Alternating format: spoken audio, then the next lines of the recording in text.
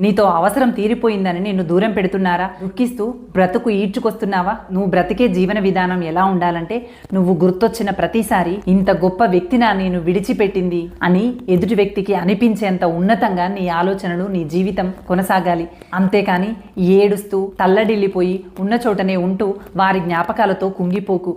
దాన్ని చూసి వాళ్ళు మరింతగా ఆనందపడతారు. అలాంటి జీవితం మనకెందుకు చెప్పండి? మనల్ని వద్దనుకున్నటువంటి వాళ్ళని మనతో ఒక చిన్న పరిచయం కోసం వెంపర్లాడుతూ ఉండేలాగా మన జీవన విధానాన్ని మార్చుకుందాం.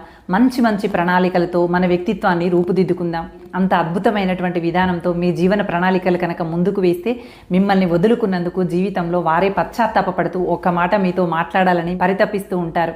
అలా ఉండాలే తప్ప మనల్ని వదిలేసినటువంటి వాళ్ళని పదే పదే గుర్తు చేసుకుంటూ దుఃఖిస్తూ జీవితాన్ని తడబాటుకి గురి చేసుకుని తల్లడిల్లిపోతూ ఉన్న చోటనే ఉండిపోవద్దు. ఆదర్శవంతమైనటువంటి జీవితాన్నిగా నీ జీవితాన్ని మార్చుకునే సత్తా నీలో ఉంది, కాదంటావా?